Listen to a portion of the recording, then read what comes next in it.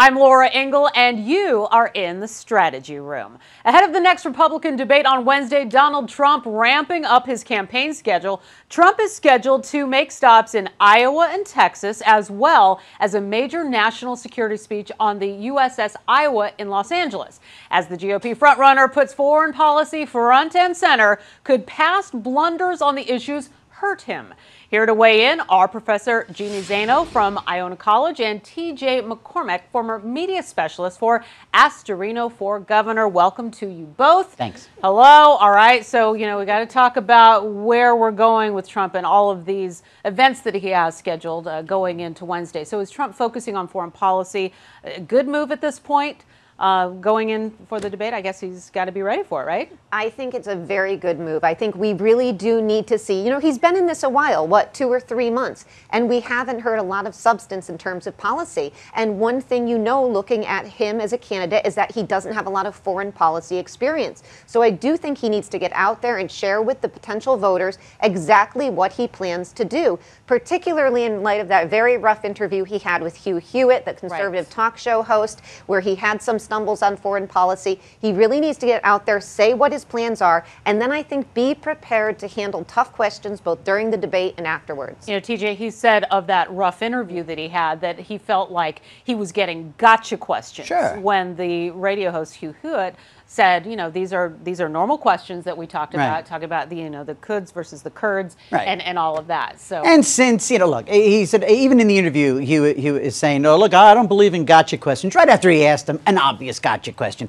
you're dealing with a guy who has got so much popular support right now that you've got people who are the people that are supporting him are not going to be swayed. They're going to circle the wagons around this guy in their own mind. They're going to hear that interview about Kurds, throwing out names that nobody listening to the radio show has ever heard before, and they're going to say, how would you expect him to know? So in other words, I think it was certainly a gotcha, and it didn't make a dent. Look, if what he said about John McCain didn't make a dent, if his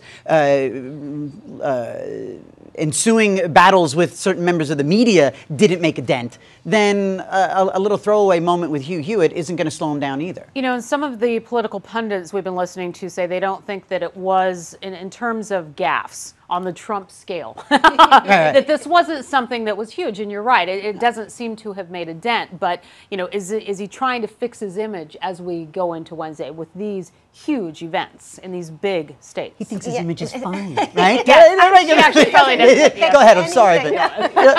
It's Donald Trump, and there are so many gaffes. Look, I disagree with TJ a little bit on this. I do think, and this is a problem I think for Trump going forward, that is Hugh Hewitt's style. He is a very well-respected, incredibly smart, very conservative talk show host. And he said from the start, these are questions he's asked over and over. So anybody preparing for a Hugh Hewitt debate, I see, regular people on the street, these questions might not fly. But if you're a prepared candidate, you go in there, these aren't gotcha questions. These are real substantive questions that he has to be able to answer. So I disagree on the gotcha notion a little bit. And don't forget, Hugh Hewitt, interestingly, is going to be one of the questioners at the debate. Right. And so Trump knows he has to face that. So, is it on the scale of a large gaffe that's going to stop Trump? Nothing seems to stop Trump. But I do think it is telling for people who are really focused on foreign policy issues that, we have to look carefully at who this guy is, what he knows, and how is he going to go forward. All we've heard so far from Trump on many of these issues is that he's going to hire managers.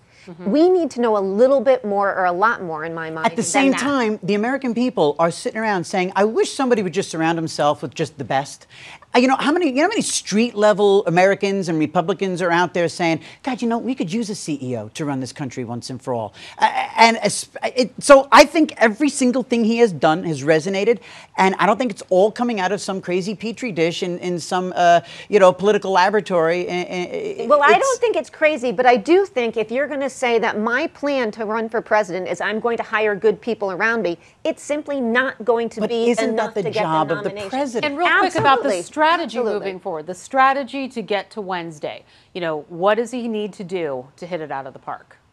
I think he needs to be very careful not to make any substantive gaffes. I think he is an excellent debater. He certainly knows how to present himself, and he's got to be aware he is the top dog. Everybody's going to hit on him. We've seen that from Jindal recently. We're going to see it probably from the questioners. So he can't be surprised. When you're on top, everybody's going to be gunning for you. TJ, last word. I agree. They're all gunning for him, and I think he's going to make in what he believes will be the greatest, most spectacular foreign policy speech in the history of the United States. And I'm sure it will be. Be fabulous. I mean, I wonder if there's anything that he worries about, you know, in terms of getting up on stage and about questions about anything. Is there anything that makes his heart beat fast? I don't think so.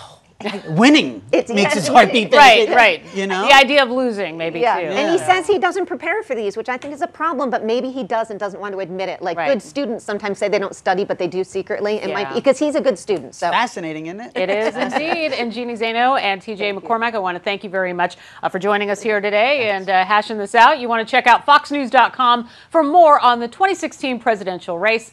I'm Laura Ingle. Thanks for watching.